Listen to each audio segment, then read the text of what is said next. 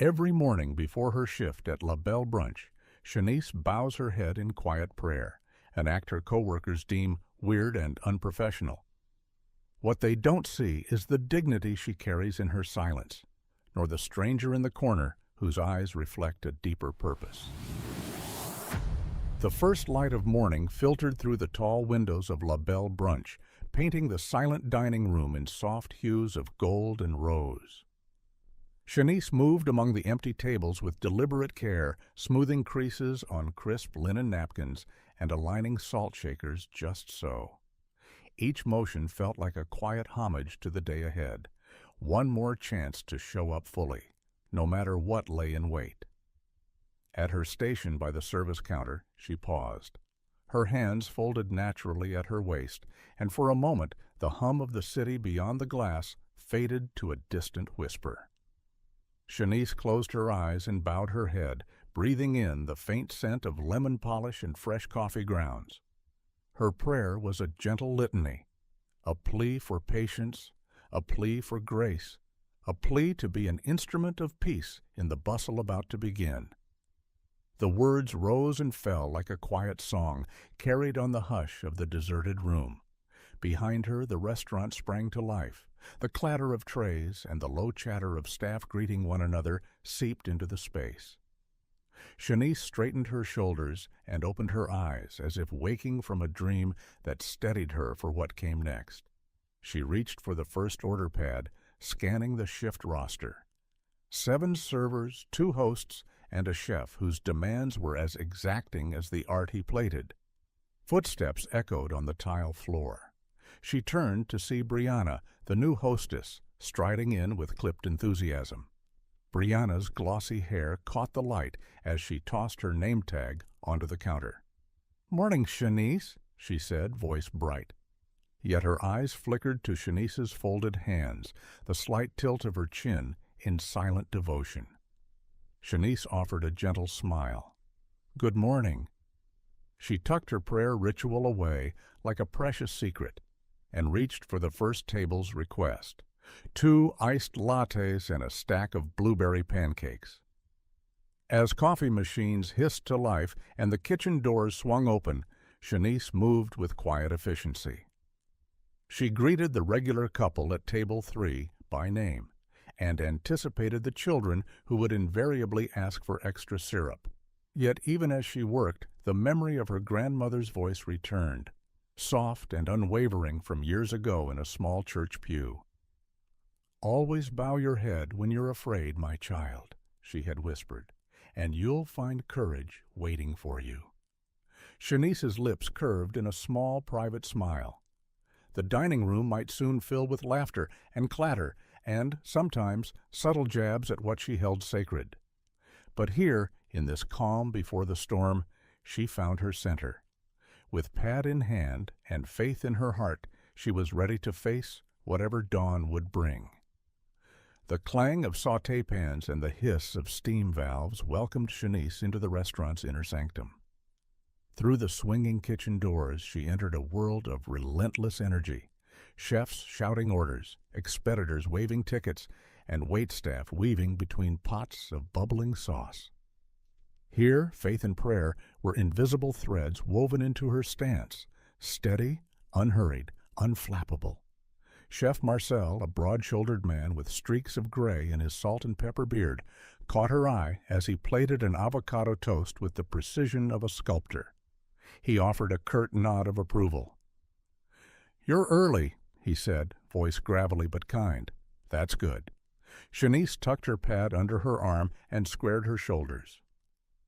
"Better early than late," she replied, recalling her grandmother's warning that tardiness was a sin of disrespect.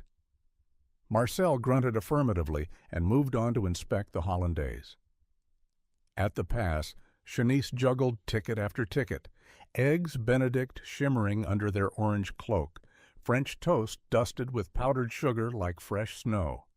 She called out orders with crisp clarity, her voice slicing through the kitchen cacophony. Each plate left her station polished to perfection, a testament to her devotion to craft and her quiet refusal to let injustice or mockery derail her dedication. A regular group of business executives filed in, men in crisp blazers who'd come to LaBelle every Tuesday for the Blueberry Summit. They smiled broadly when Shanice approached. "Good morning," she chimed, leaning forward to pour fresh coffee into their mugs. Mr. Lang, the unofficial spokesman, looked up with genuine warmth. "Shanice, you're a marvel," he said, lifting his cup like a toast. "You keep this place running smoother than a Swiss watch." She allowed herself a brief nod of gratitude, fingers brushing the coffee handle as if it were a lifeline. In the back of her mind, she prayed a silent thank you, acknowledging the kindness that stood in stark contrast to the whispers she heard elsewhere. From the corner of her eye, she saw Brianna hovering by the fridge, arms crossed. The new hostess studied Shanice's steady rhythm with thinly veiled curiosity, and something else, perhaps a flicker of doubt. Shanice met her gaze with calm composure, silently willing her to understand that her faith and her work ethic were not two separate things, but intertwined. A server rushed by, nearly colliding with Shanice as he sprinted an order to a packed table. She steadied him with a gentle hand on his elbow and redirected him down the correct aisle. "Easy," she murmured, voice soft but firm. He exhaled relief and flashed her a grateful grin before disappearing into the dining room's roar. When the lunch rush peaked, Shanice found a fleeting moment to lean against the cool tile wall. She closed her eyes for a heartbeat, centering herself once more. The church pew of this kitchen was different from that of her grandmother's, but the act was the same, seeking strength, patience, and grace in the midst of life's fires. And as the next ticket fluttered into her hand, she lifted her head, ready to serve again. The clatter of dessert plates subsided, leaving only the echo of hushed chatter drifting through the back hallway. Shanice stepped out from behind the counter to refill the water jug, her posture unassuming yet resolute. As she passed the staff lockers, she caught fragments of conversation. "They really pray before every shift," one server whispered, voice low but sharp enough to cut through the ambient hum. "Yeah, like we're all supposed to bow our heads at work," another giggled, nudging the first. Shanice's grip tightened on the jug's handle. She inhaled slowly, reminding herself that strength often hid behind stillness. She had learned long ago that her faith was a shield, not a spark for debate. A few steps ahead, Brianna slipped between two lockers, her lips curved in a self-satisfied smile. When Brianna spotted Shanice, the smile faltered, replaced by a cool tilt of the chin.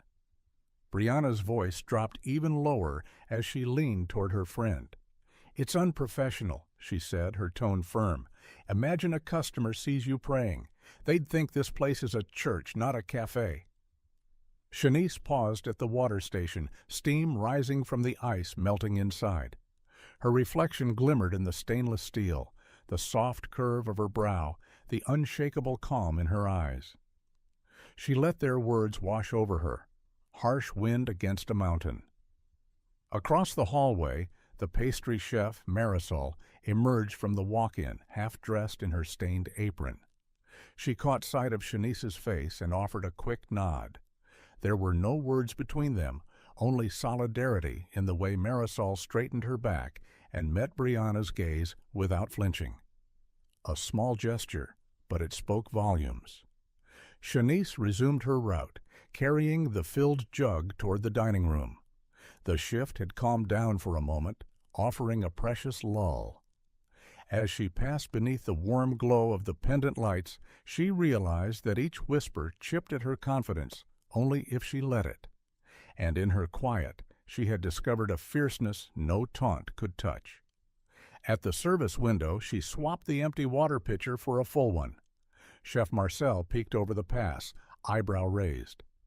"Everything all right?" he asked quietly. Shanice gave him a brief smile. "Just the usual chatter." He grunted, sliding her a fresh stack of plates. Before Shanice turned back, Marcel laid a heavy hand on her shoulder. No words were needed.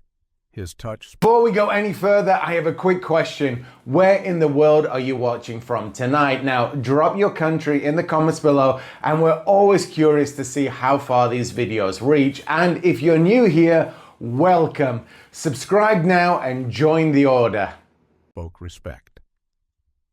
In that moment, Shanice felt the truth of her grandmother's old advice. Grace was not passive. It was rooted in unyielding conviction. With the water jug balanced in one hand and plates in the other, Shanice stepped into the dining room. Whispers might follow her through the halls, but here, among guests talking, children laughing, and the steady hum of life, her faith carried her forward like a beacon in the dawn. The soft hum of the city outside drifted through the windows as the midday lull settled over La Belle Brunch.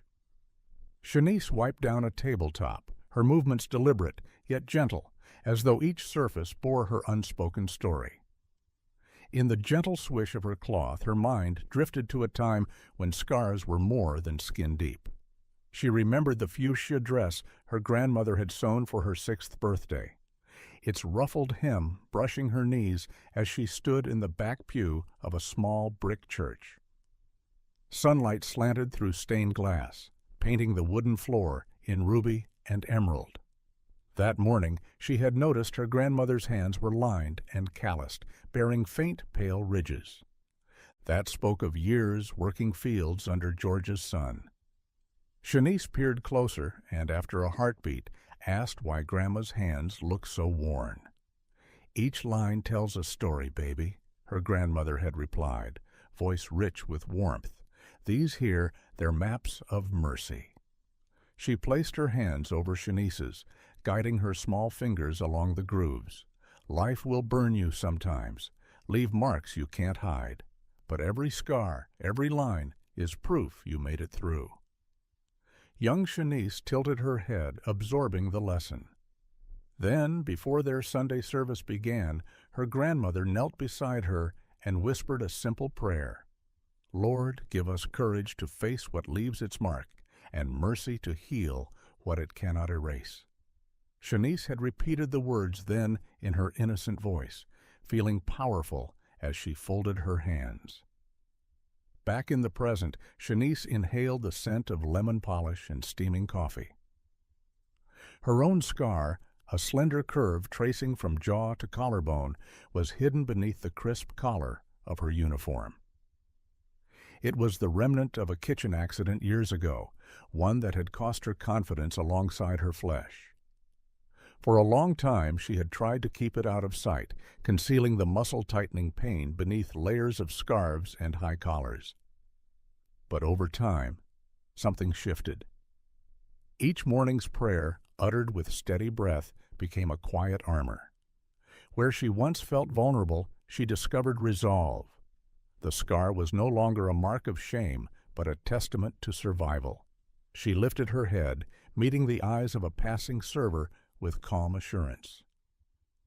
From across the room, Brianna glanced at Shanice's neat collar and curious posture, as though wondering what lay beneath that serene exterior.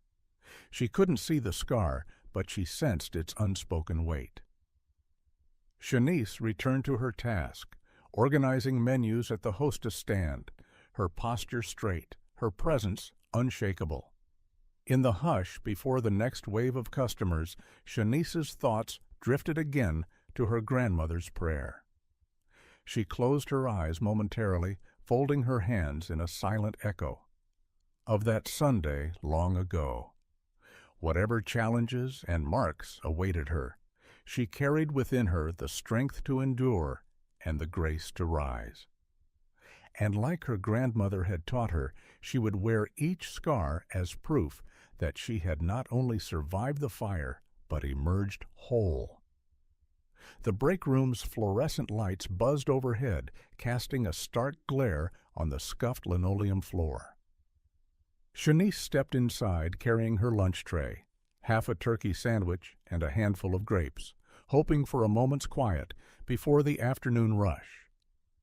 The small table in the corner was empty, beckoning her as usual, but today her heart fluttered with unease. Two servers, Mark and Felicia, sat hunched over their phones, stirring coffee cups absent-mindedly. Brianna leaned back against the counter, arms folded, her polished nails tapping a slow rhythm against her forearm. The room smelled faintly of disinfectant and reheated chicken stock. Shanice slid into a chair, offering a polite nod, and opened her container. "Hey, did you hear?" Brianna drawled, voice loud enough to carry beyond the break room door. Mark and Felicia glanced up, wary smiles flashing. "Our resident prayer warrior was at it again this morning." She rolled her eyes. "I swear, Shanice must think this is Sunday service." Felicia snorted. "I mean, I get having faith and all, but can't she do it somewhere else? The dining room isn't a chapel." Mark shifted uncomfortably in his seat, ducking his head. Shanice's fork hovered halfway to her mouth. Heat bloomed in her cheeks, but she forced her elbows to her sides and took a measured bite. Her grandmother's words echoed in her mind, mercy, not retaliation. She finished chewing before she spoke, her voice quiet but steady. "My prayers keep me centered. They don't hurt anyone." Brianna laughed, a sharp bark that rattled the coffee mugs on the table. "Centered? You look like you belong in a stained-glass window." She exchanged a triumphant glance with Felicia. "Seriously, Shanice, it's weird." For a heartbeat, Shanice's breath caught in her throat. She felt each syllable as if it were a sting, an insult aimed at the very core of who she was. But she remembered the apron she tied on each morning, the one she'd stitched by hand when she started at La Belle. It was her uniform and her banner, a reminder that dignity came from discipline more than flash. She set her fork down, resting her palms flat on the table. "Maybe it's not about how it looks," she said softly, "but about why I do it." Her words fell into the space between them like pebbles in still water. Brianna's eyebrows rose, amusement flickering to annoyance. "All right, Mother Teresa, you do you." She snapped her fingers to gain Felicia's attention. "Come, on, Felly, let's grab another coffee." Brianna tossed her jacket carelessly over her shoulder and headed for the door. Mark and Felicia shared an uncomfortable glance before following. The door clicked shut, leaving Shanice alone amid the hum of the refrigerator. She exhaled slowly, steadying her heart. Shanice picked up her fork again, sipping lukewarm coffee as if it were a soothing tonic. The small break room felt emptier now, but inside her a quiet flame burned brighter.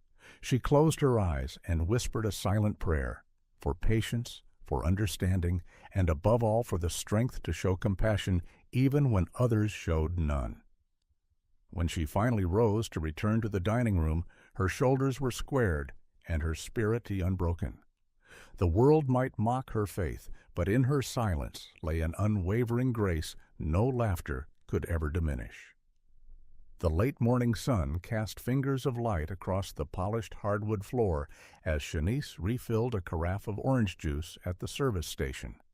The dining room hummed with conversation, families laughing over stacks of pancakes, college students debating weekend plans, and tourists snapping photos of artfully arranged avocado toasts.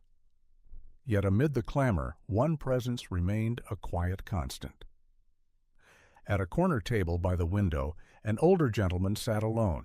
His hair was silver at the temples, his suit tailored without flash. In his hands, he held a well-worn leather-bound book. On the table lay a folded newspaper, its headlines half read.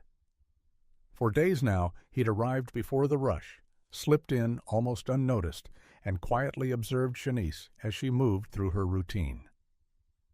Shanice caught sight of him as she passed, balancing a tray of fresh-squeezed grapefruit mimosas. Their eyes met for an instant, hers steady, his curious, and then she offered a small nod before moving on. Something in the curve of his jaw, or the calm way he tucked the book beneath his arm, stirred a flicker of recognition deep in her chest. During a rare lull, Shanice found herself lingering near his table, the tray held at her hip. He glanced up, his gaze warm but unassuming. "Good morning," she said, pouring water into his glass. Her voice held the same gentle conviction she reserved for prayer. "Good morning," he replied, voice low and steady. "Thank you." He didn't ask for anything more. No special order, no fuss. Just returned his attention to the pages of his newspaper. But as Shanice turned to leave, she noticed the way his fingers closed around the edges of the leather binding, as if he too carried a secret ritual. Throughout the rest of the shift, her thoughts kept drifting back to him. She felt a subtle reassurance in his presence, as though the hush of her morning prayer had seeped beyond the four walls of the empty dining room and taken root here. On more than one occasion, she glanced his way to see him bow his head for a moment, lips moving in silent speech. When the next wave of guests arrived, Shanice regained her measured efficiency, coordinating orders, refilling coffee cups, and smoothing out napkins. But underneath each motion, she sensed a silver thread of solidarity linking her to the stranger in the corner. As noon edged toward afternoon, the restaurant's energy crescendoed again. Servers darted back and forth, and the clatter of cutlery rose in a steady percussion. In the midst of it all, the gentleman quietly closed his book, folded his newspaper, and rose to leave. He paused at the door, his eyes finding Shanice's. For a heartbeat, time slowed. The roar of the brunch rush faded into silence, and she saw something unspoken in his expression: respect, gratitude, perhaps even a shared understanding of what it means to find strength in stillness. Then he tipped his head in a gentle farewell and stepped back into the sunlight. Shanice watched him go, her heart lightened by the knowledge that somewhere in this bustling room was someone who saw her faith not as folly, but as grace, and maybe, just maybe, as something worth joining. Late afternoon brought a wall of heat that seeped through the restaurant's windows, turning LaBelle's polished floors slick with the outside humidity. Orders piled up at the pass like storm clouds. Omelets speckled with chives, Belgian waffles drizzled in chocolate, salads crowned with grilled salmon. The line cooks moved as if propelled by a single heartbeat, while servers darted between tables with arms full of plates. Shanice stood at the edge of the chaos, tray in hand, eyes scanning the dining room. A family of 6, 4 children in various states of meltdown, needed fresh juice. A couple at the bar eyed their empty coffee mugs with thin patience. 3 suited executives at table 11 tapped their fingers, checking watches. The air hummed with urgency. From the corner of her eye, Shanice spotted Brianna hovering by the hostess stand, clipboard in hand. The new hostess's lips were pursed, shoulders tense. Shanice's pulse quickened. She had a feeling trouble was brewing. A server burst through the kitchen doors, breathless. "Server Station 2, Jenny's mimosa flight is up early." The chef barked back, "Hold it, 2 more minutes." Plates rattled, voices overlapped. Shanice intercepted a server veering off course, guiding her with a gentle hand. The young woman thanked her in a whisper before rushing off. Just then, a piercing sound cut through the din. Brianna's voice raised in sharp accusation. "Shanice, you mixed up the Carter reservation again, didn't you?" Heads turned. Conversation stopped mid-sentence. The Carter table, 2 important patrons, regulars who'd dismiss late arrivals without a second thought, sat glowering. Shanice's stomach dropped. She hadn't touched that reservation. She'd been juggling 3 orders elsewhere when the host's desk computer glitched. It was Brianna's job to update the seating chart, but Brianna's lips twisted in satisfaction as she pointed an accusing finger. A hush settled over the restaurant, all eyes on Shanice. She felt the heat of embarrassment blossom in her cheeks, but she inhaled, steadying herself as she had every morning. She opened her mouth to explain, then closed it. Words would only fuel the tension. Instead, she offered a calm nod toward the host stand. Before she could usher the Carters to a new table, a familiar presence shifted behind her. Shanice turned to see the silver-haired gentleman from morning standing at the service window, watching intently with quiet concern. His gaze met hers for a moment, steady and encouraging. Gathering her resolve, Shanice stepped toward the Carter table, lowering her voice but projecting assurance. "I sincerely apologize for the mix-up," she said softly. "Please allow me to make things right immediately. Your table will be prepared within moments, and the first round of drinks is on the house." At her words, the Carters' stern expressions softened. They exchanged glances, then inclined their heads. Brianna's face paled, and she looked away. Shanice turned back to the host stand. Brianna was already clattering at the computer, scrambling to correct the chart. The kitchen resumed its rhythm. Conversations drifted back to life. As Shanice carried fresh, sparkling water to the Carters, she felt a quiet surge of vindication. In that pressure cooker moment, her composed grace had diffused the storm.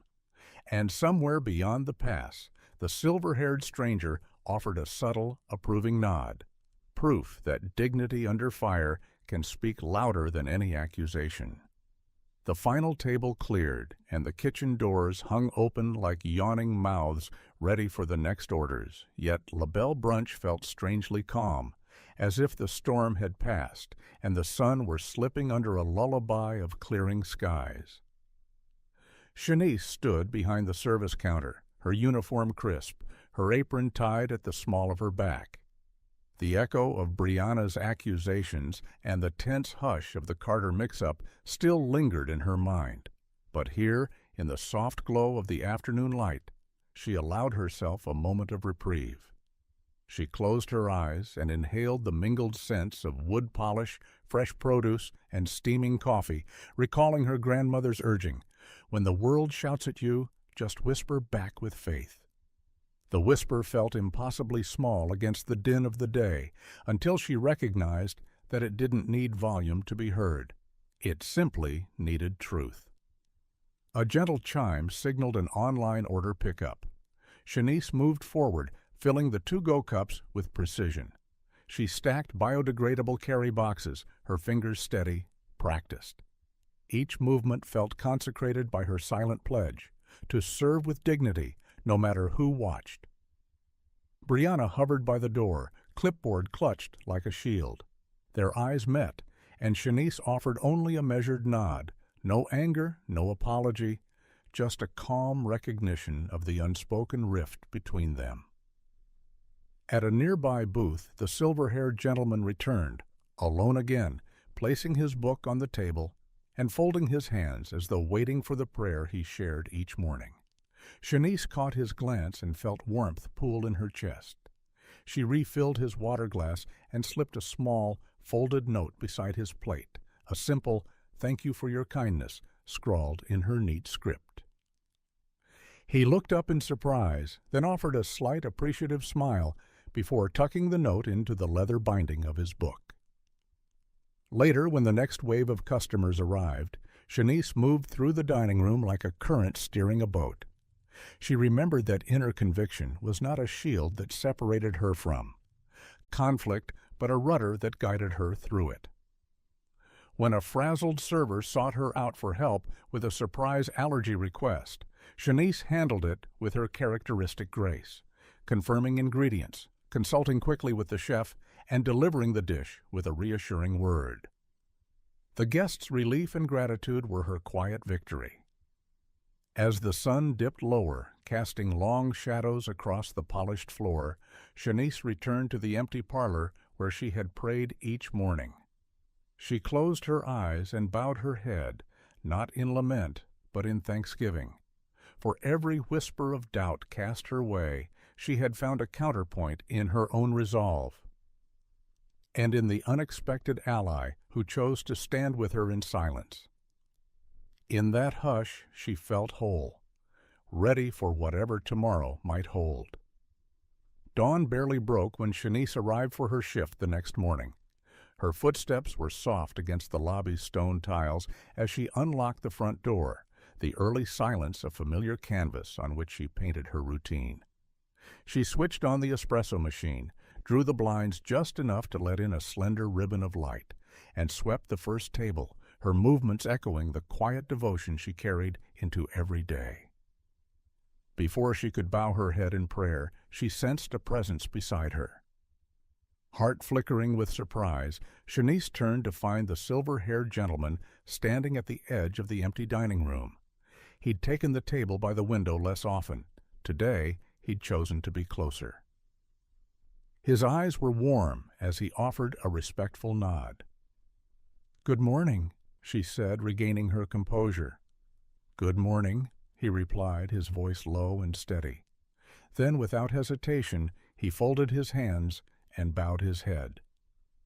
Shanice's breath caught in her throat as she celebrated the rare intrusion upon her private ritual, not a mocking curiosity, but genuine communion.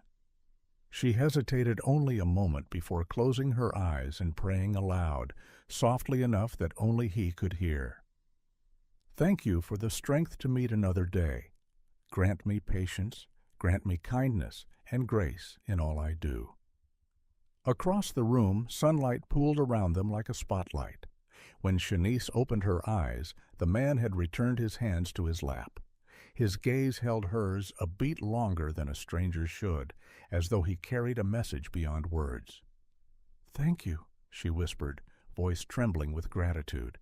He inclined his head. "I'll see you tomorrow," he said. Then, as silently as he'd appeared, he turned and walked out, leaving the door's chime resonating in Shanice's chest. For the rest of the morning, Shanice felt an almost imperceptible shift in the air. Her co-workers went about their tasks, unaware that the sunrise, once her solitary companion, had gained a witness. And in that witness she found affirmation. Her faith, her routine, her quiet strength were no longer hidden acts, but a bridge to someone who understood their weight and worth. When the brunch rush began, Shanice moved through the tables with renewed purpose. The mimosas sparkled brighter, the laughter felt freer, and beneath it all lay the steady hum of a promise kept, that in the hush before the storm she had not been alone. The morning light filtered through La Belle's tall windows, illuminating the rows of empty chairs and gleaming tabletops like silent witnesses.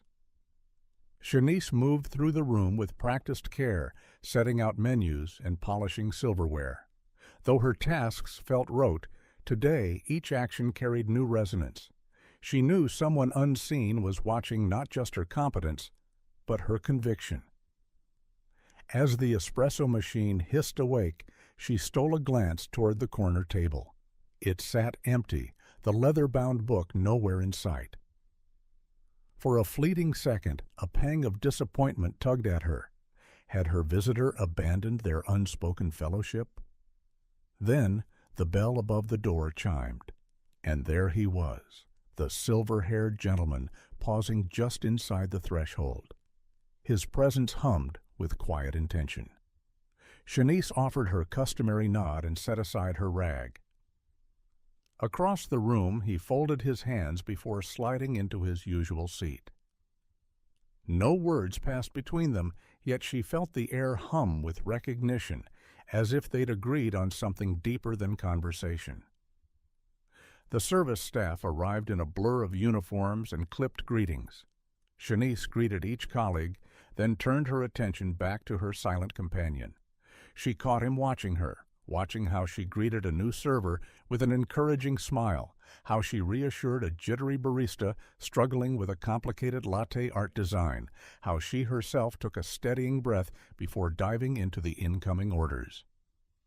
By halfway through the shift, Shanice realized that the true gift of his presence was the subtle steadiness it lent her. She had prided herself on grace under pressure, but now she recognized how powerfully affirming it was to know someone believed in her poise, even without a single word of praise. In the reflective surfaces of the windows, she caught sight of herself, not just a server in navy and white, but a woman whose faith had drawn an ally from among strangers. Mid-morning, a spill threatened disaster. A full tray of drinks tipped, sending tumblers of iced tea crashing toward the floor. Without thinking, Shanice darted forward, sliding her hand under the tray's edge and tilting it back upright with a deft flick of her wrist. The glasses teetered, then righted themselves as the server behind her steadied the tray's other side. A collective gasp rippled through the nearby tables. Shanice merely nodded and carried on. Yet when she stole a glance at the corner table, she saw the gentleman's lips curved in a small, approving smile. Later, when the lull in service offered rare stillness, Shanice refilled his water glass. She hesitated, then spoke softly. "Thank you for standing with me." His eyes met hers, warm and knowing, but he said nothing. Instead, he reached into his coat pocket and placed a simple silver bookmark on the table. Before she could ask its meaning, he rose and slipped away, leaving the weight of his gesture lingering in the air. Shanice picked up the bookmark, a slender bar engraved with a phrase she recognized from her grandmother's favorite hymn, "Be still and know." In that moment, she felt the invisible bond between them strengthen into something tangible, a shared faith, a quiet solidarity, and the unspoken promise that she would never walk her path alone. The lunch crowd descended on La Belle like a tidal wave. Couples chatted over champagne toast specials. Families with strollers lined the banquettes. Solo diners tapped away at laptops between bites of eggs Florentine. The kitchen's roar rose to a fever pitch, and servers wove through narrow aisles carrying armfuls of dishes. Shanice stood at the service window, plate in hand, eyes scanning the room for her next delivery. Brianna hovered nearby, clipboard clutched against her chest. Her glare followed Shanice's every move, as though she waited for the moment to pounce. Shanice felt the weight of that scrutiny, but she pressed it aside, focusing instead on the table of four, 2 businessmen and 2 women engrossed in conversation. She needed to serve. When a server shot past, nearly colliding with Shanice, she stepped forward, offering a steady hand to steady the wobbling tray. "Table 5, she called, guiding the server toward the booth. As they passed, she caught Brianna's narrowed eyes, calculating and sharp. In an instant, the room's rhythm hit a sour note. A bell above the host desk jingled urgently, drawing Shanice's attention.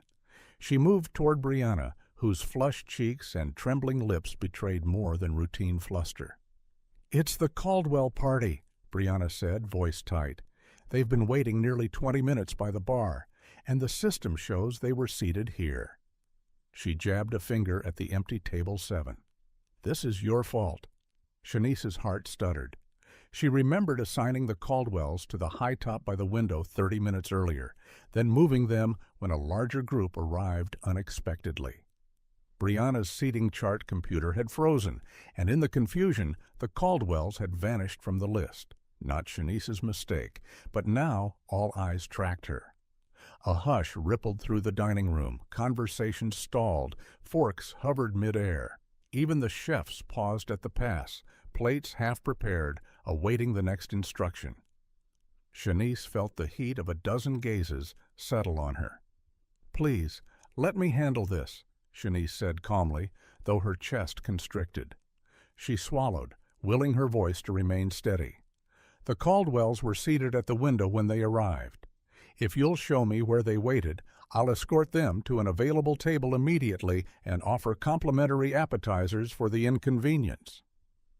Brianna's lip curled. "We can't find them in the system. Your memory doesn't count." Her tone was a rebuke disguised as protocol. A buzz of disquiet rose among the guests. Shanice felt her composure fracture. The familiar calm she'd cultivated all morning wavered like a candle in a draught. Panic flickered behind her eyes, and for the first time, doubt crept in. Was she wrong? Her hand shook as she reached for the host stand's computer mouse. The screen blinked blank, unresponsive. Her breath caught in her throat. Sweat beaded at her hairline. She closed her eyes for a moment, recalling her grandmother's maps of mercy, the hymns of fortitude woven through each scar and prayer. But here, in the glare of accusation, those comforts felt distant. When Shanice opened her eyes, the room held its breath, waiting. And in that silence, she realized that her quiet strength alone might not be enough to shield her now. Her faith, her grace, stood bare before the storm. The charged silence that pressed upon La Belle felt suffocating. Servers froze mid-step, forks poised above plates. Even the chef hovered at the pass, spatula raised as if expecting an explosion. Shanice's knuckles whitened as she gripped the edge of the host stand. Brianna's triumphant glare burned into her back. Then, a calm voice, clear and authoritative, cut through the tension like sunlight through storm clouds. "Is there a problem here?" Heads snapped toward the source. At the entrance stood the silver-haired gentleman, hands folded at his waist. His tailored blazer caught the light, his posture unshockable. In that moment, the restaurant seemed to tilt, reorienting itself around him. Brianna straightened, victory dancing in her eyes. "Yes, sir," she said, voice brittle. "This hostess claims the Caldwell party was never seated. She accuses me of mismanagement." The man's gaze shifted to Shanice, whose breath caught in her throat. He reached into his jacket pocket and produced a wallet, flipping it open with deliberate calm. Though his gesture was small, it felt monumental. He withdrew a crisp business card and held it out, center stage. "I'm Elijah Thornton," he announced, voice rich with quiet power. "And as of this morning, I'm the new owner of La Belle Brunch." A collective gasp rippled through the dining room. Servers exchanged stunned glances. Brianna's lips parted in disbelief. Even the Carey family at table 7 froze, their eyes widening as they hurried forward. Elijah stepped closer to Shanice, lowering his voice so only she could hear. "I've been watching you, Ms. Harris. Your composure, your grace under pressure, your faith. That faith is the very heart I want beating in this restaurant." Shanice's throat tightened. The reality of his words shimmered in the air. The man who had honored her morning prayers, who had sat in reverent silence beside her, was not merely a customer, but the restaurant's new master. Regaining his public tone, Elijah addressed the room. "Brianna, please apologize to Ms. Harris and the Caldwell family." He gestured toward the Caldwells, who were now escorted by a hushed server back to their table. "And let's make this right." Brianna's face burned. She swallowed hard, stepping forward to offer a shaky apology. The Caldwells nodded curtly, accepting complimentary champagne and an extra course as Elijah had directed. Turning back to Shanice, Elijah smiled gently. "Effective immediately, you will be promoted to general manager. Your leadership and your unwavering faith will guide this place." The restaurant erupted into whispered congratulations. Servers crowded around Shanice, eyes shining with newfound respect. Brianna shrank into the background, chastened. Shanice's pulse thundered in her ears. Words faltered on her lips, but before she could speak, Elijah extended his hand. She took it, feeling the warm strength of his grasp. In that handshake, under the watchful eyes of staff and patrons alike, Shanice understood that her quiet prayers had not been in vain. They had drawn an ally, altered the course of her life, and transformed La Belle into a place where faith and dignity would always find a home. A ripple of astonished whispers swept through La Belle as Elijah cleared his throat at the head of the dining room. The chandeliers overhead glinted off polished glassware, and every face, server, chef, patron, turned toward him. Shanice stood beside him, her heart pounding so loudly she feared the hush might swallow her voice. Elijah's gaze swept the room with composed authority. "I've observed this restaurant for some time," he began, "and in every service, one person stands out, not for perfection, but for character. He paused, letting those words settle. The servers straightened their spines. Chef Marcel leaned forward over the pass, spatula in hand. Shanice felt tears prick the corners of her eyes. Ms. Shanice Harris, Elijah continued, handles every challenge. The impossible brunch rushes, the tangled seating charts, the endless parade of special requests, with unshakable grace. Her faith is not a distraction. It is her compass. It guides her to treat every guest and colleague with respect, patience, and kindness. A murmur of approval swelled as he spoke. Some staff nodded, recalling her calming presence during the morning's chaos. Others exchanged glances, newfound admiration softening old mockery. Even Brianna's shoulders sagged as she absorbed his words. Elijah held up a hand, silencing the room.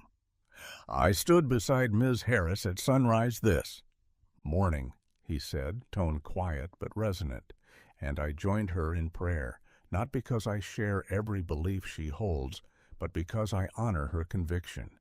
In a world that too often mocks quiet dignity, her resolve deserves defense. He stepped closer to Shanice and swept his arm toward her. I refuse to let taunts and baseless accusations define this restaurant's spirit. Effective today, we will celebrate compassion as much as cuisine. The room broke into soft applause. Shanice felt warmth flood her chest as servers who once whispered derision now offered thumbs up and small smiles. The Carey family at table 7 raised their glasses in a silent salute. Marcel sent her a rare grin. Marisol, the pastry chef, gave a barely perceptible nod of solidarity. Brianna, standing off to the side, bit her lip. Under Elijah's steady gaze, she let out a small, reluctant apology. I'm sorry, Shanice, she murmured. Shanice met her apology with a quiet exhale and inclined her head. Thank you, she said. No anger lingered in her tone, only the calm strength she had promised herself. As Elijah concluded with a directive for complimentary desserts that he personally selected, Shanice looked around the transformed room. Where tension had once crackled, the afternoon light softened as Elijah guided Shanice to the small office tucked behind the kitchen's bustle. Servers paused in the hallway, curiosity stirring in their eyes. Inside, a polished mahogany desk gleamed under a single lamp. Stacks of schedules, invoices, and vendor contracts lay neatly arranged, evidence of the responsibilities now entrusted to her. Elijah closed the door gently.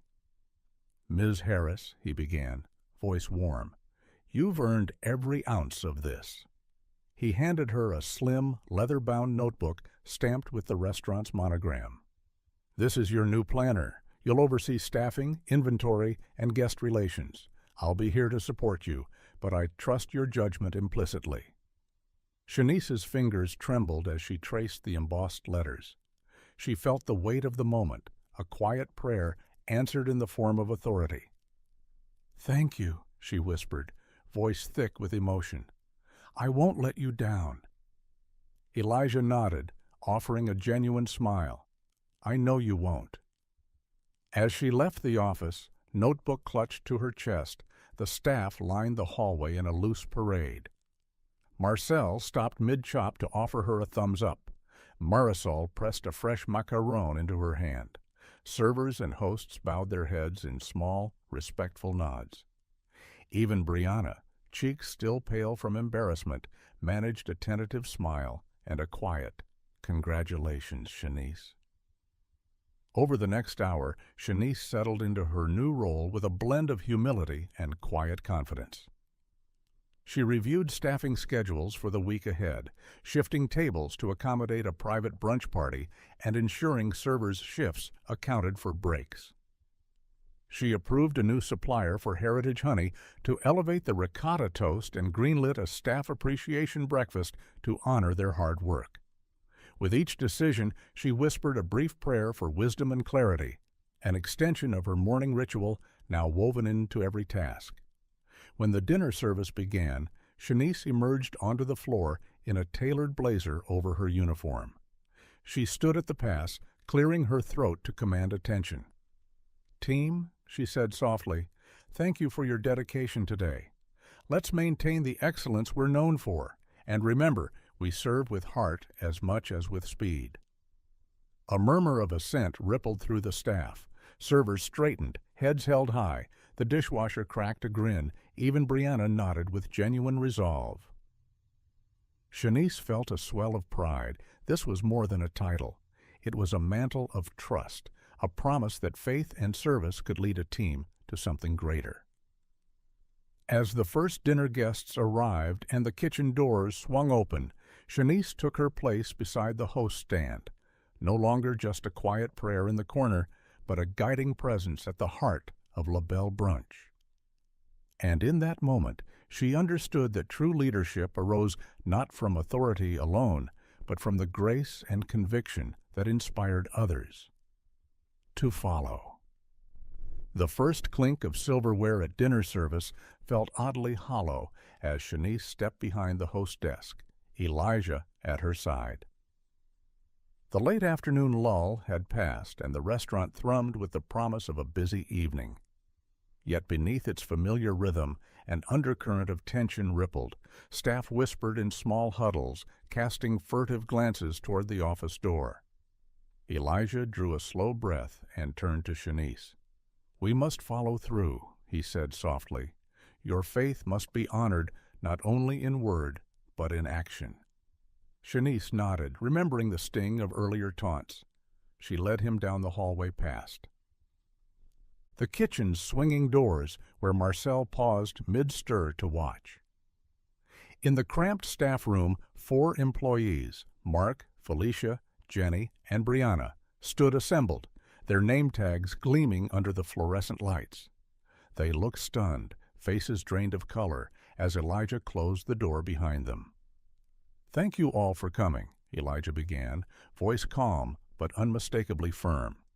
"When I took over this restaurant, I pledged to cultivate an environment of respect. Mocking a colleague's faith and undermining her integrity cannot stand." His words landed with measured weight.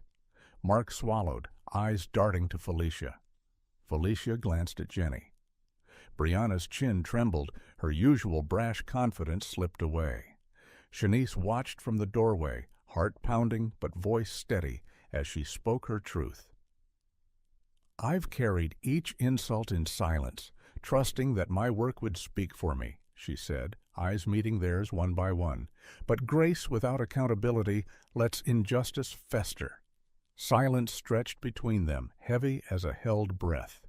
Then Elijah spoke again. "Mark, Felicia, and Jenny, I'm sorry, but your actions betray the values we stand for here. I have to let you go."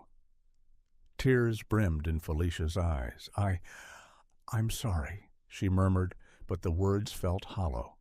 Brianna stepped forward, voice wavering. "Elijah, please, I know I was wrong. I'm changing." Elijah turned to her, gaze gentle yet unyielding. "I believe you may learn from this, but until you can show true respect for every colleague's dignity, I can't allow you back on the floor." Brianna's shoulders slumped as the reality set in. She exhaled, a ragged, remorseful sound. One by one, the 3 walked out, name tags surrendered, their footsteps echoing down the hallway. Brianna lingered longest, eyes cast downward before finally glancing at Shanice. "Thank you for your patience," she whispered. Then she followed them, the door clicking shut behind her. Marcel peeked around the frame, breaking the silence with a slow nod. In the dining room beyond, servers exchanged looks of astonishment, relief, and curiosity. Shanice inhaled, feeling a tender mix of victory and sorrow at the cost of justice. Elijah offered her a quiet smile. "You did the right thing."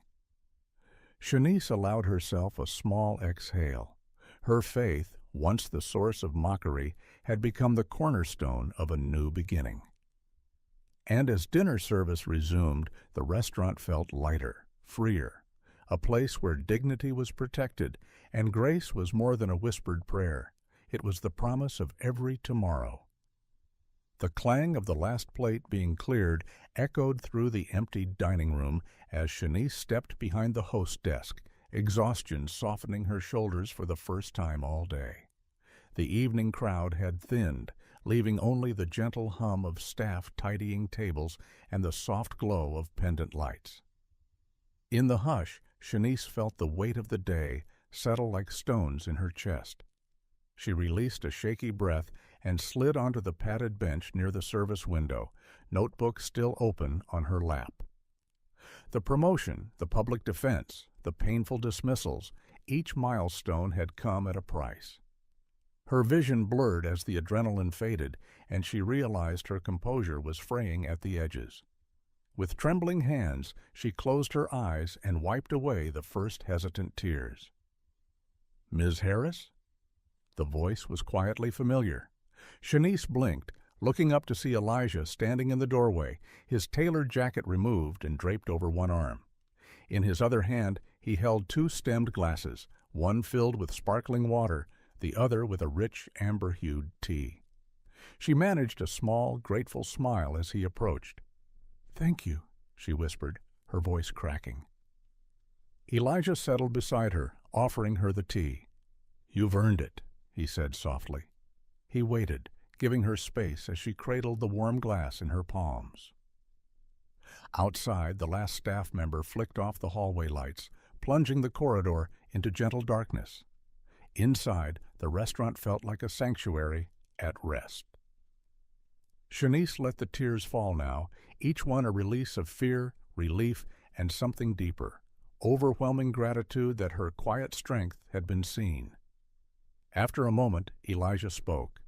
"You carried today with courage most of us could only dream of." His words weren't praise so much as truth, a mirror reflecting her own resilience back at her. Shanice swallowed, setting the glass on the ledge. "I was so afraid I'd broken everything," she confessed, "that all my prayers meant nothing." Elijah shook his head.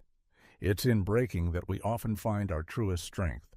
You didn't just survive today, you transformed this place. You made it better." She let out a shaky laugh. "Better because people were fired?" Elijah's smile was gentle, unwavering, not because they left, but because of what stayed. Your compassion, your grace under pressure. Those are the foundations we build on. Shanice closed her eyes, letting those words seep into her bones. She rose and stepped toward him, wrapping her arms around his waist in a hug of unspoken thanks. For a long moment they stood together in the quiet cathedral of La Belle. When she finally pulled back, Elijah placed the remaining glass of water on the windowsill. "Remember," he said, "grace is a gift you give yourself as much as others." Shanice nodded, feeling the full circle of her journey, from whispered prayers in dawn's hush to this moment of heartfelt recognition. In the soft glow of the empty dining room, she allowed herself one more tear of joy. And as she looked across the room at the silent tables waiting for tomorrow, she knew her path forward would carry that gratitude in every prayer, every decision, and every quiet act of courage to come. Morning light filtered through La Belle's windows once more, but today the silence held a different promise.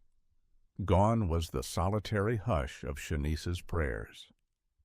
In its place rose a soft chorus, the gentle folding of hands, the low murmur of shared petitions, and the quiet gratitude of a team learning what it meant to serve with both skill and soul.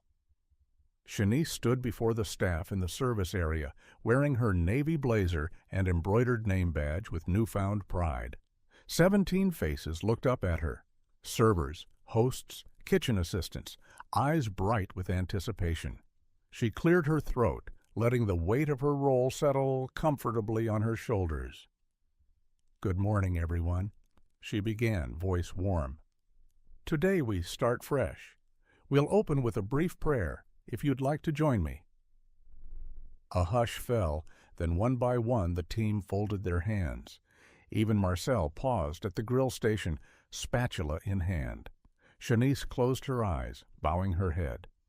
Lord, thank you for this day, for the opportunity to work together in grace and excellence. Guide our hearts, steady our hands, and help us see every guest and one another as worthy of dignity and respect. Amen. Amen echoed softly around the room. When eyes reopened, Shanice smiled at each member, pointing to the whiteboard behind her. Today's agenda: a refresher on seating protocols, a new allergy check sheet, and a quick demo on balancing trays.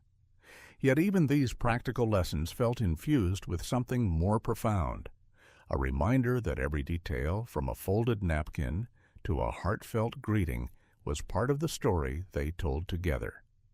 She partnered servers for tabletop drills, setting silverware in sync, folding menus in uniform crispness. At the pass, she coached the expediter on communicating ticket changes without escalating stress. In the corner, Brianna practiced her greeting line, voice steady, eyes respectful.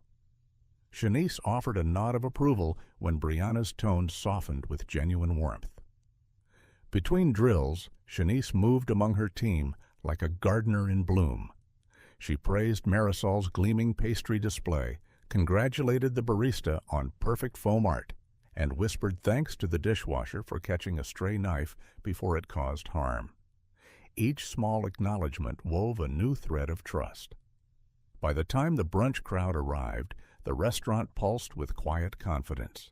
Guests sensed it, too, the way servers paused to make eye contact before delivering mimosas, how hosts offered genuine smiles instead of rote hellos. Orders flowed smoothly, compliments fluttered back from satisfied tables, and the kitchen hummed like a well-tuned instrument. As Shanice circulated the dining room, she stole a glance at the prayer corner near the window. The silver bookmark lay beside the leather-bound book, its engraving catching the morning sun. Be still and know. She offered a small private smile, proof that new beginnings weren't about erasing the past, but building upon the strength it had given her. In the warm glow of LaBelle's renewed heartbeat, Shanice understood that leadership was less a title and more a calling, to serve, to uplift, and to kindle the quiet light in every heart that crossed her threshold. And with that promise guiding her, she welcomed each guest, each colleague, each dawn, ready to write the next chapter together. Word of Shanice's promotion and Elijah's public defense spread through the neighborhood like wildfire. By midweek, LaBelle's dining room hummed, not only with regulars seeking their usual avocado toasts, but with curious newcomers, and some drawn by something deeper. The morning sun found its way through the windows onto sticky-noted prayer requests taped to the hostess stand.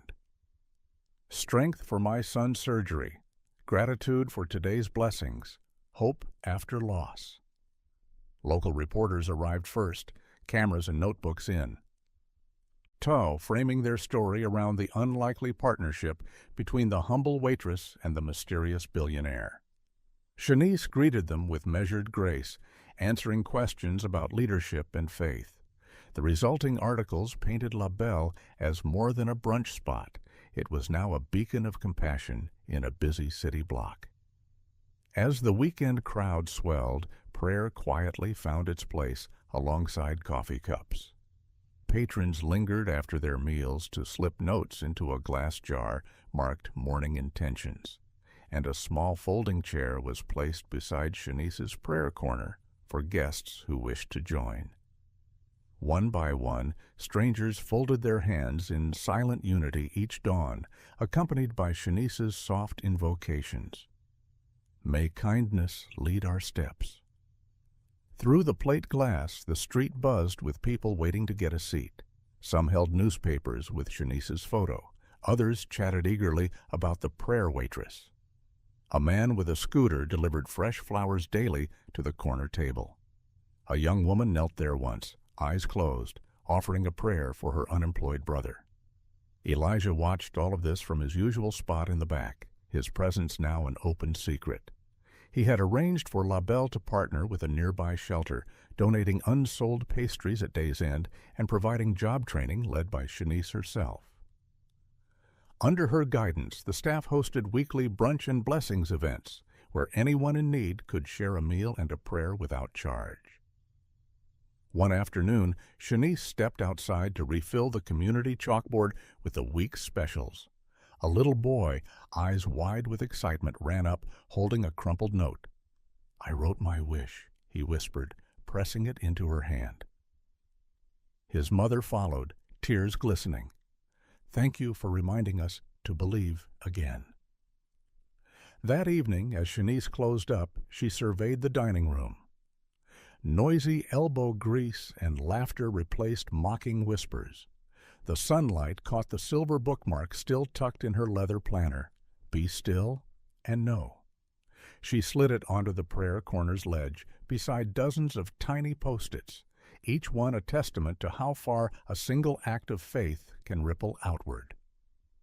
In the stillness of closing time, Shanice bowed her head once more. Her prayer was not just for herself now, but for every life this restaurant had touched. And as she whispered Amen, she felt the strength of 1,000 whispered hopes echo back, proof that from one quiet resolve an entire community could be transformed. The morning light slanted low through La Belle's windows, gilding the sea of sticky notes affixed to the prayer corner's ledge. Each pastel square bore a name, a hope, a whispered plea.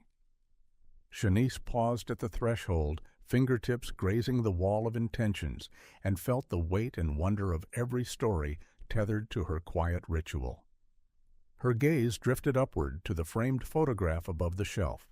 Her grandmother, seated in that small Georgia church, arms outstretched in mid-prayer, the stained glass sunbeams dancing across her lace collar. The image had stood by Shanice's bedside for years, but only now did she understand its full measure. In her mind's eye, the sanctuary of her childhood church unfolded. Wooden pews polished by generations of worshipers, the hush before Amen, sin like the breath before a plunge into deep waters. She pictured her grandmother's soft voice cutting through that hush, teaching her to cradle her hope in every syllable. "Your prayers are never wasted," Grandma would say, tracing each word on Shanice's small hands. "They're seeds planted in the heart of the world." A distant memory shimmered. 10-year-old Shanice clutching her grandmother's skirt, tears staining the fabric. Outside, the cotton fields lay parched beneath an unrelenting sun, and the sharecropping family faced another season of uncertainty. Young Shanice had asked, "Grandma, what if the rain never comes?" Grandma knelt beside her, gently tilting Shanice's chin skyward. "The rain will come," she whispered. "Sometimes it's in a cloudburst. Sometimes it's in the mercy of a stranger. Never doubt that it will fall where it's needed." Back in the present, Shanice exhaled, the weight of years folding into gratitude. The prayer wall before her was that very cloudburst, each note a droplet of hope nourished by compassion and community. She remembered how, after her grandmother's passing, she had brought the photo to La Belle and placed it by her service station, a silent guardian over every guest and co-worker. Now, 3 years after those early mornings of solitude, the photograph no longer sat alone. Surrounding it were tokens of gratitude, a child's crayon drawing of a rainbow, a neighbor's pressed wildflower, a handwritten note from a former skeptic turned believer. Together they formed a tapestry of remembrance and renewal. Shanice straightened the frame, brushing a stray speck of dust from the glass. With a steadying breath, she folded her hands and whispered aloud, "Grandma, thank you for teaching me seeds can grow into forests." A soft breeze stirred the sheer curtains, carrying the scent of fresh basil from the kitchen. Shanice turned toward the pass, where her team, now humming with confidence, prepared for another day of service. The concrete walls of La Belle had become a living testament to her grandmother's faith, that every prayer, however humble, wields the power to change hearts and harvest hope. Stepping forward, Shanice tucked the memory close to her chest. Today, she would plant new seeds of grace, tending them with every greeting, every prayer, and every act of kindness, knowing, as Grandma once said, that the rain would come. The morning sun spilled through the windows in soft gold shafts, illuminating clusters of pastel balloons tied to the chairs and a delicate banner that read, "Congratulations, Shanice." The dining room buzzed with gentle excitement as staff fluttered about, preparing for an intimate brunch hosted in Shanice's honor. Today's menu featured her favorite lemon ricotta pancakes and freshly squeezed grapefruit mimosas, recipes she had perfected in her own kitchen and brought to life here at La Belle. Shanice entered just before opening, her heart fluttering with a mixture of pride and humility. Marcel offered her a warm, conspiratorial grin as he assembled a towering stack of pancakes. Marisol presented a tray of lavender macarons dusted with edible gold. Even Brianna appeared at her side, carrying a bouquet of wildflowers with shy reverence. Every gesture felt suffused with gratitude, and Shanice's throat tightened at the sight of familiar faces, gathered not as customers, but as friends and allies. She paused at the service station, pressing her palm to the carved wood, and closed her eyes in a moment of silent thanks. The ribbon of memories that had led her here unfurled in her mind, her grandmother teaching her to pray, the first mocking whispers, the silent solidarity of Elijah's prayers beside her. All of it converged in this bright morning of celebration. When the clock struck 10, Shanice tapped a spoon against a champagne flute perched on the captain's table. The soft chime drew every eye. Even the patrons waiting for their own tables quieted, sensing something special in the air. Shanice took a breath, steadying her resolve with the same grace she'd summoned through every trial. "Thank you all," she began, voice warm and unhurried, "for believing in me, even when I was learning to believe in myself." Servers exchanged smiles, some with brimming eyes. This restaurant has always been about more than food. It's about coming together, in our joys and our challenges, to find strength in kindness and grace. She gestured toward the staff. "I'm humbled to serve alongside you, and honored you would gather today to celebrate not just my journey, but ours as a team." A hush fell over the room, broken only by the gentle clink of glassware. Shanice folded her hands and bowed her head. "Iad, would you join me in a prayer?" she asked. Around her, hands rose in silent invitation, faces soft in the glow of morning light. "Lord, thank you for every lesson, every trial, and every blessing that has brought us here," she prayed, voice steady. "Bless this meal and those who prepared it. May our work continue to nourish hearts and remind our community that faith, compassion, and excellence can coexist in all we do. Amen." "Amen," echoed the room. As the first plates were served, warm pancakes dusted with lemon zest, glasses of sparkling peach juice, Shanice moved through the tables, offering hugs and heartfelt thank yous. Patrons who had once been strangers now raised their forks in a silent toast to her. Brianna leaned in, placing a hand on Shanice's shoulder. "You're amazing," she whispered. Shanice smiled through tears. In that quiet celebration, brimming not with fanfare but with genuine affection, Shanice felt the deepest reward of all. A life transformed by faith and service, shared with those who had come to believe in her story as much as she had. Dawn's first glow seeped through La Belle's windows, and Shanice stood once more in her favored prayer corner. No longer alone, but flanked by the team she'd nurtured into kin. The prayer jar, now brimming with hundreds of folded notes, gleamed in the soft light. Each slip of paper carried someone's hope, woven into the restaurant's heartbeat. Marcel, apron tied around his waist, eased into the doorway. Marisol stood beside him, hands folded. A line of servers, once strangers, now steadfast companions, formed a semicircle around Shanice. Their faces, lit by sunrise, reflected expectation and trust. Elijah lingered at the back, silhouette softened by morning haze. Shanice inhaled deeply. "Good morning," she began, voice calm yet radiant. "Today we send our blessings beyond these walls." She lifted the jar, dipping a hand inside. May the first note guide someone in need, wherever they find it. She unfolded the top slip, a simple plea for peace in my family. Smiling, she handed it to Brianna, who stepped forward with reverence. Together they placed the note inside an envelope stamped with La Belle's fleur-de-lis, ready to mail to a local shelter's community outreach. One by one, Shanice read aloud select intentions: healing for a friend, courage to start anew, gratitude for small mercies, and her team carried the notes off to various local partners: the Homeless Outreach Center, the Veterans Support Group, the City Hospital. Each note was a seed sown in fertile soil. When the jar lay empty, Shanice bowed her head. "We don't always see where our prayers land," she whispered, "but if we plant them with faith, they will bloom." Her eyes glistened with unshed tears of hope. Elijah stepped forward, his presence steady and sure. He unfurled a framed photograph of La Belle's storefront, now surrounded by a community garden bursting with sunflowers and basil.